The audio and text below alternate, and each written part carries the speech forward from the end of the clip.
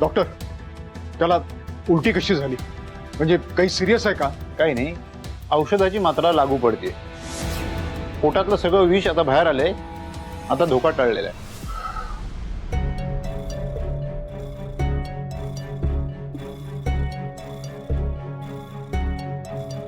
साहेब म्हणी म्हणे बघ, तू काळजी करू नकोस. डॉक्टरांनी तुला तपासलंय, औषधं पण दिली, इंजेक्शन पण दिलेलं आहे. तुला काही होणार नाही, तू लवकर बरा होशील. मी आहे ना.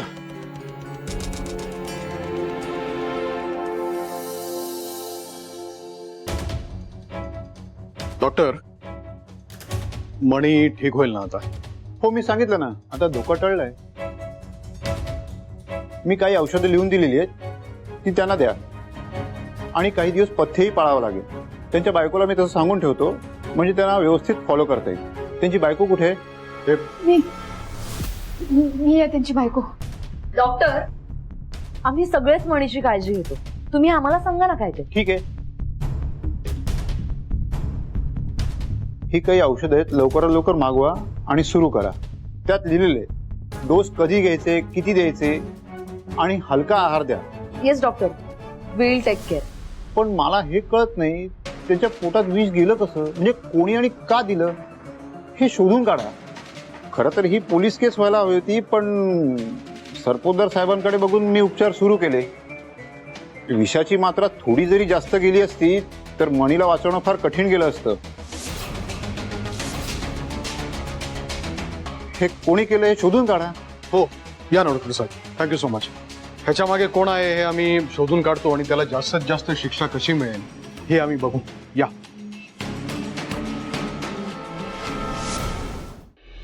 डॅड डॅड डॅड ऐका ना.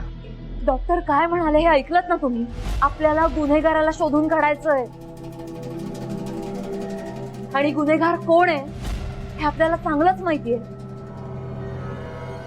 हे सगळं या दोघींनी घडवून आणलंय. या वॉर्डन मॅमनी आणि या स्वानंदीने. डॅड, या दोघींचा प्लॅन होता तुम्हाला पॉइझन देण्याचा, पण तुम्ही खरंच पुण्यवान आहात आणि म्हणून ते विषारी लाडू मणीने खाल्ले आणि तुम्ही वाचलात डॅड, नाहीतर आज मणीच्या जागी तुम्ही असतात. पण आता नाही dad, this is too much. आता बास झालं. या दोघींना आता मी शिक्षा देणार डॅड. मी या दोघींना पोलिसात देणार. मी लगेच पोलिसांना कॉल करते. संचिता मॅडम, अहो काय बोलताय तुम्ही? साहेब प्लीज माझ्यावर विश्वास ठेवा. अहो त्या लाडवात विष कुणी घालवलं आम्हाला नाही माहिती, आणि मी आपल्याच घरातल्या लोकांना मारायचा प्रयत्न का करेन? ते का आणि कसं आहे आता पोलिसच सांगतील. तुम्हा दोघींना चांगलं झोडपून काढतील ना, तेव्हा कळेल. आणि मी डॅड आता ऐकणार नाहीये. मी या दोघींना पोलिसात देणार म्हणजे देणार. थांब संचिता.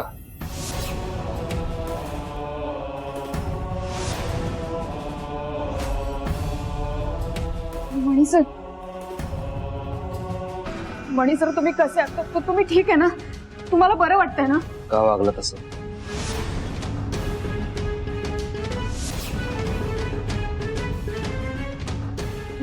मी काय केलं? स्वानंदी डॉक्टर काय बोलले हे मी माझ्या कानाने ऐकलंय.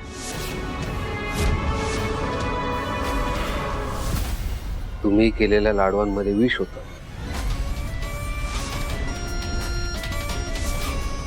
का टाकलं लाडूत विष? कुणाचा जीव घ्यायचा होता तुम्हाला?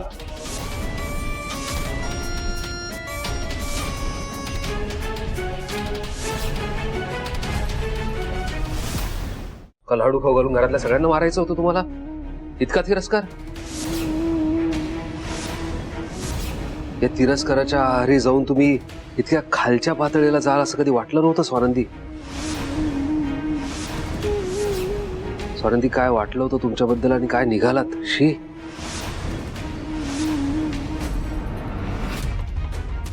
स्वानंदी, आत्ताच्या आत्ता माझ्या नजरेसमोरून चालत्या व्हा.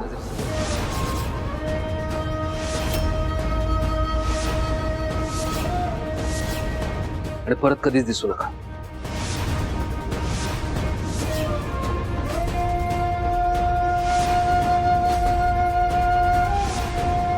काय बोलतोयस मणी?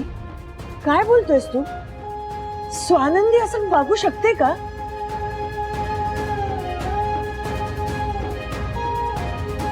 असा विचार तरी मनात कसा आला रे तुझ्या? ओळखतोस ना तू तिला? स्वानंदी असं कधीच करू शकत नाही म्हणी. आणि सगळ्यात महत्वाचं म्हणजे लाडू मी बनवलेत. स्वानंदीने नाही.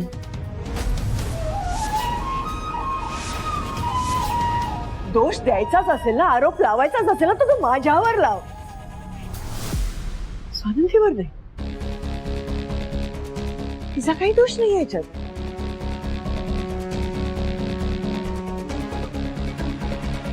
तिने नाही केलं लाडू. वाह,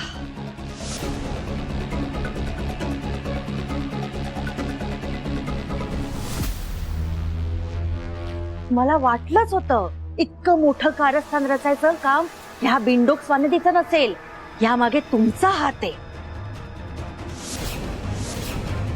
बघितलंस म्हणी, पाहिलंस ना तू? ही अभद्र वॉर्डन हिने तुझ्या साहेबांना मारायचा प्लॅन केला. बघितलं, सगळ्यांनी बघितलं. मी हिला का घरात येऊन देत नाही, ह्या डळीला का घरात येऊन देत नाही? काय बोलताय तुम्ही? ही कसली भाषा आहे तुमची? हो, तुम्ही नका शिकवू भाषा मला कशी बोलायची ते. संस्कार आहे माझ्यावर, म्हणून तुमच्या इतकं खालच्या पातळीला उतरून आम्ही शिव्या नाही देतो. नाही तर तुम्ही जे वागलायत ना घाण, त्यासाठी शिव्याची लाखोली वाहिली तरी कमी आहे. आणि म्हणी तू दैवत मानतोस ना साहेबांना? हं?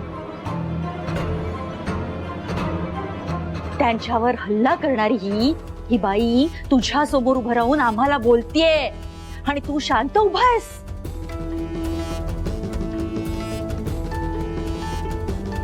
मणी, आज तुला सिद्ध करून दाखवायला लागेल कोण महत्वाचं आहे ते. तुला रस्त्यावर न उचलून आणणारे, तुझं संगोपन करणारे, तुला मुलासारखं वाढवणारे साहेब, ही तुझ्या नालायक बायकोमुळे सगळ्यांच्या आयुष्याला ग्रहण लावायला आलेली ही खुनशी बाई.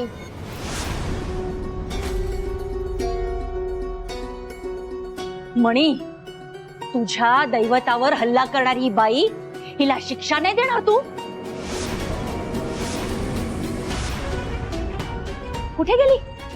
साहेबांवरची भक्ती, प्रेम सगळं दिखाव पुरतं का? बोलण्यासाठीच आहे फक्त? ह्या बाईने हल्ला केलाय साहेबांवर.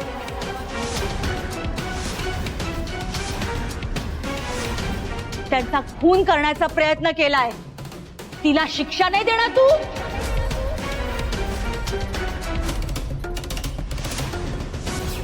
दाखवून दे हिला की साहेबांवर हल्ला करणाऱ्यांची हालत तू काय करतोस ते.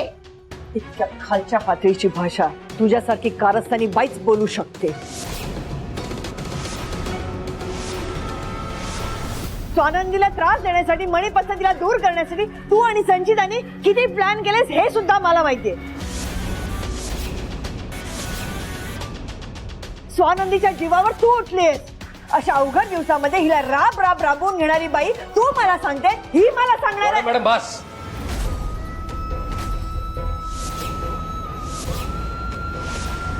तुमचं पाप लपवण्यासाठी शालिनी मॅडमवर आरोप करू नका.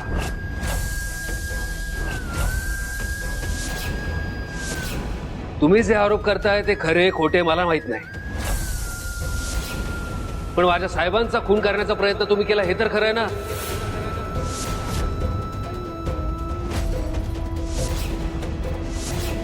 माझ्या साहेबांवर जो कोणी हल्ला केला तर तो माझ्यावर वैयक्तिक हल्ला झाला असं समजतो.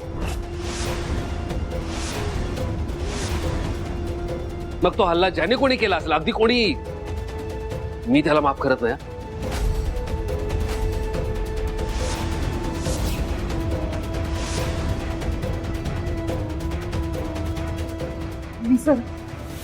मणीसराव काय बोलताय तुम्ही? वॉर्डन मॅडमनी काही केलेलं नाहीये. मी सोबत होते त्यांच्या, आम्ही सोबत बसून लाडू बनवले.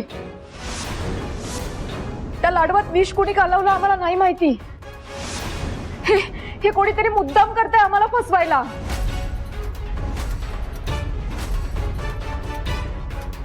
कोणी केलंय? कोण करणार? भालचंद्र सरपोतदार.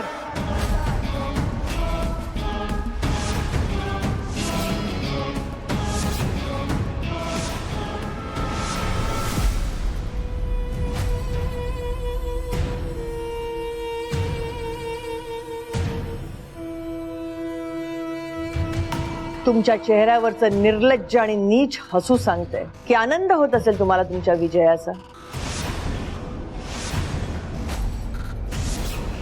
लोकांना त्रास देणं, तडफडत ठेवणं, या सगळ्या गोष्टींचा तुम्हाला असुरी आनंद मिळतो. खूप मजा येत असेल ना तुला मला या अवस्थेत बघून. मी आतापर्यंत गप्प होते, याचा अर्थ असा नाहीये तू सुटलास. तुझ्या पापाचा प्रत्येक हिशोब वरती लिहिला जातोय आणि जेव्हा तुझ्या पापाचा घडा भरून फुटेल ना, त्यातून तुझं पाप तुझ्या मानगुटीवर बसून तुला असंख्य वेदना होईपर्यंत डसतील.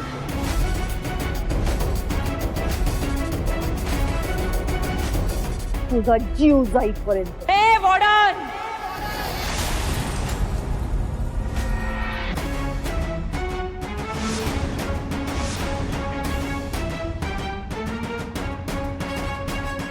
माझ्या ह्यांच्याशी असं बोलायला हे तुझ्या हॉस्टेल मधला नोकर वाटले का? अरे तू त्याची भाषा काय करतेस? हे कोण आहेत हे माहिती आहे? हा कोण आहे हे माझ्यापेक्षा जास्त कुणाला माहिती असणार आहे?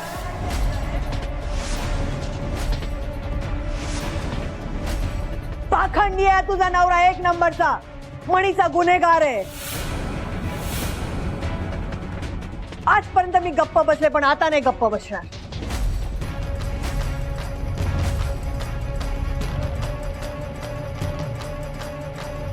मणी, हा माणूस किती स्वार्थी आहे ना ह्याची तुला कल्पना नाहीये.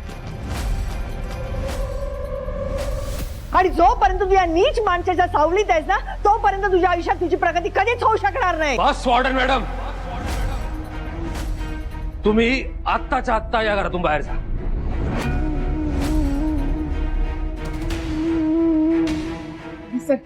सर काय बोलताय तुम्ही? मॅडम मी काय म्हणतोय, तुम्ही आत्ता इथून बाहेर जा. सर ऐका माझा. सोडा हो.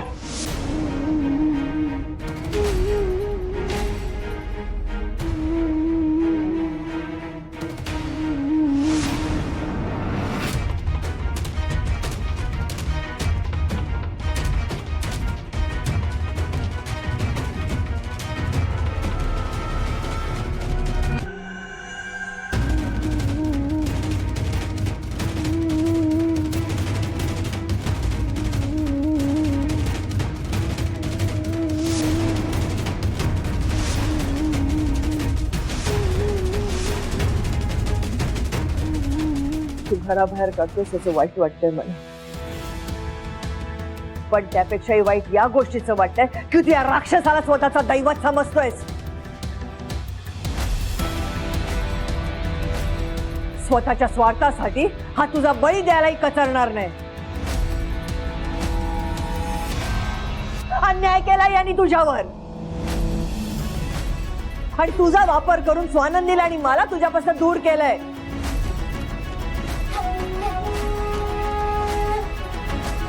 या शैतानाचा जेव्हा खरा भेसूर चेहरा तुला दिसेल. मणी सर, स्वतःच्या आईवर हात उचलू नका.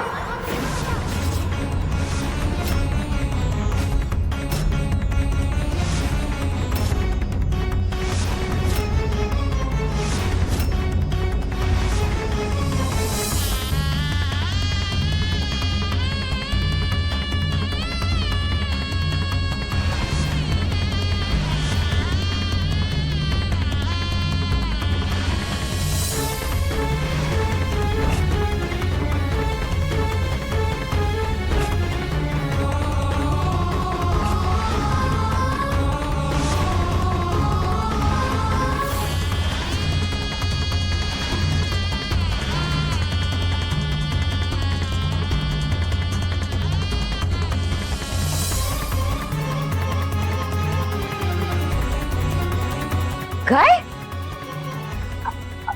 आई आई म्हणजे या आई आहेत माझ्या?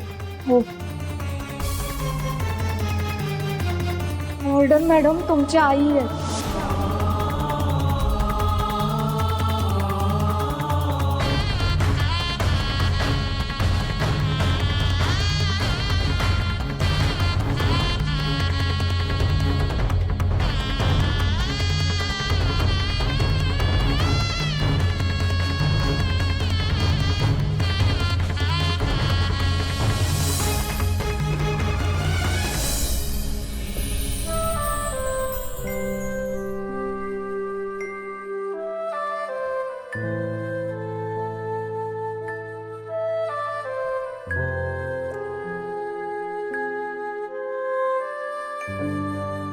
का सांगितलं स्वानंदी? ठरलं होतं ना आपलं नाही सांगायचं.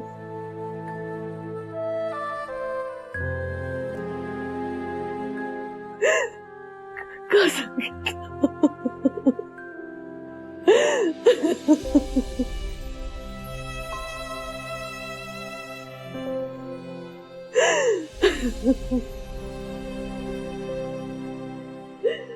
मॅडम अहो काय करणार होते मी?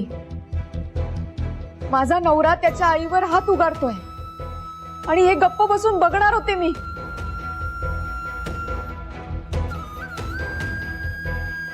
हे पाप त्याच्या हातनं होऊ देणार होते.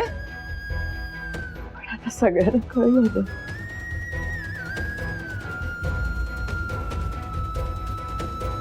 सगळ्यांना सॉरी मॅडम, मी नाही रोखू शकले स्वतःला. आणि कळलं तर कळू देत ना सर्वांना, कारण सत्य तर हेच आहे की मणी सर तुमचा मुलगा आहे.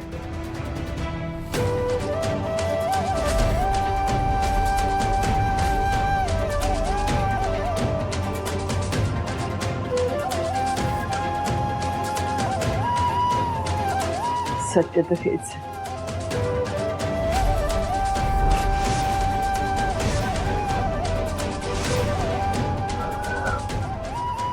आतापर्यंत भीतीमुळे दहशतीमुळे कधीच बोलले नाही का?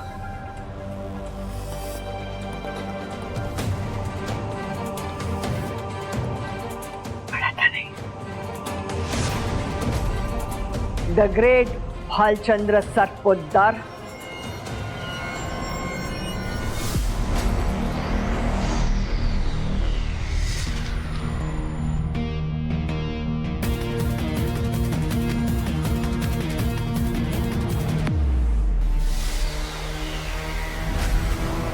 माझ्या मुलाला आता तुझं सत्य कळलंय.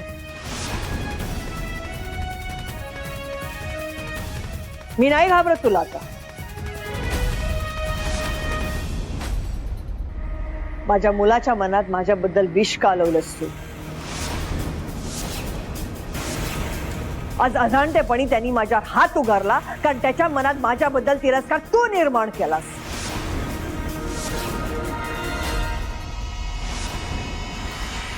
तुला तुझ्या पापांची शिक्षा मिळणार.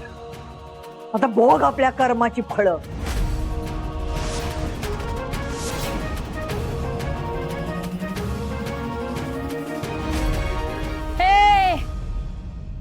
मातेची महती सांगणारी लाज नाही वाटत तुला? अगं रस्त्यावर टाकून गेलेली स्वार्थी बाई आहेस तू.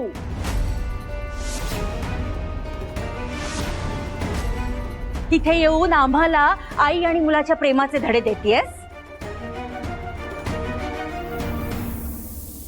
अगं ह्याला वाढवला कोणी? आम्ही.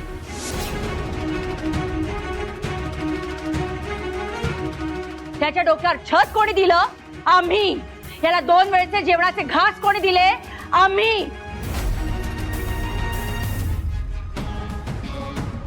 तो आज जिवंत आहे ना फक्त आमच्यामुळे. ह्यानी त्याला रस्त्यावरनं उचलून आणला नसता ना तर कधीच मेला असता तुझा मुलगा.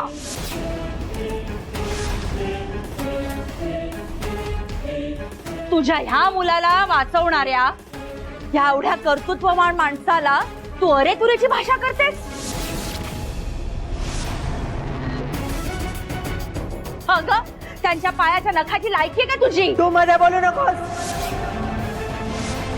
मी माझ्या मुलाच्या बापाशी बोलतीये.